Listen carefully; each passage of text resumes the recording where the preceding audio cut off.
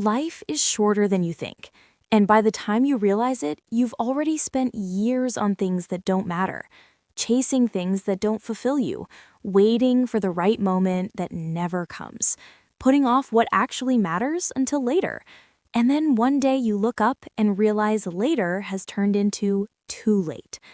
But there are 6 specific things people realize too late in their life, and if you're watching this now, you still have time to change it. Before we start, like the video and subscribe to LifeBased for more insights about the patterns shaping your life and relationships. Let's get into it. The first thing people realize too late is that time doesn't slow down. When you're young, it feels like there's forever, like there's always more time, more years, more chances. But time accelerates. The older you get, the faster it moves. And what felt like an endless stretch of years becomes decades that passed in what feels like moments. Most spend their 20s and 30s believing there's plenty of time. Time to figure things out. Time to start that thing they've been thinking about. Time to travel, to take risks, to live differently. But it keeps getting pushed to next year. And next year becomes 5 years. And 5 years becomes 10. And suddenly you're looking back, wondering where it all went. The realization doesn't hit until being in your 40s or 50s, looking back at your 20s like it just happened yesterday. And by then, so much of that time was spent waiting to feel ready, waiting for the perfect conditions, waiting for life to slow down so you can finally do the things that were put off. But life doesn't slow down, it speeds up, and the waiting becomes the regret. The years you thought you'd have to do all those things you dreamed about have already passed, and what's left is the awareness of how much time was wasted preparing for a moment that never felt quite right. The second thing people realize too late in their life is that most of what we worry about doesn't matter. When you're in it, everything feels important. Every problem feels big. Every decision feels life-changing. Every opinion about you feels like it matters. But when looking back from the end, most of it was noise. Most of what consumed time and energy didn't matter at all. Years get spent worried about what others think, about fitting in, about being judged, about making mistakes, about not being good enough. And all of that worry steals time. It keeps you small. It stops you from doing things you actually want to do because you're too busy managing how you're perceived. And then later, when the realization hits that none of those people were even thinking about you that much, it becomes clear. All that time spent worrying was time that could have been spent living. The truth becomes obvious too late that the embarrassing moment replayed in your head for years didn't matter. The person you were trying to impress wasn't worth impressing. The risk you didn't take because of fear of failing wouldn't have been the end of the world if it didn't work out. And all the energy spent trying to control how others saw you could have been spent actually building the life you wanted. But by the time this becomes clear, years have already been given away to things that didn't deserve a single moment. The third thing people realize too late is that the people you love won't be here forever. We know this logically, everyone knows people die, but you don't really know it until someone's gone, until you can't call them anymore, until you can't say the things you meant to say, until all you have left are the moments you did share and the painful awareness of all the moments you didn't. Most take the people in their lives for granted, not intentionally, not maliciously. There's just an assumption that there will be more time, more visits, more conversations, more chances to show up. So it gets put off. Too busy with work, too caught up in your own problems, too distracted by things that feel urgent but aren't actually important. And the thinking goes that time will be made later, after this project, after things calm down, after being less stressed. But then someone dies, or gets sick, or the relationship breaks beyond repair, and suddenly all that time you thought you had is gone, and what's left is regret about all the times something else was chosen, all the calls that weren't made, all the visits that were postponed, all the words that were never said.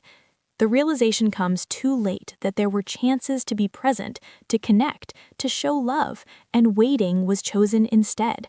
And now, waiting is all that's left, but the person you were waiting for is gone. The opportunity to say what needed to be said has passed, and no amount of regret can bring back a single moment. The fourth thing people realize too late in their life is that too much time was spent doing things they didn't even want to do, living a life that wasn't theirs, following a path someone else chose for them, trying to meet expectations that were never actually theirs to meet. And when this finally becomes clear, decades have already been spent on the wrong path. This happens slowly. Small choices get made that seem reasonable at the time, taking the safe job, staying in the relationship that's comfortable but not fulfilling, keeping doing what's always been done because changing feels too risky. And year after year, a life gets built that doesn't actually fit who you are.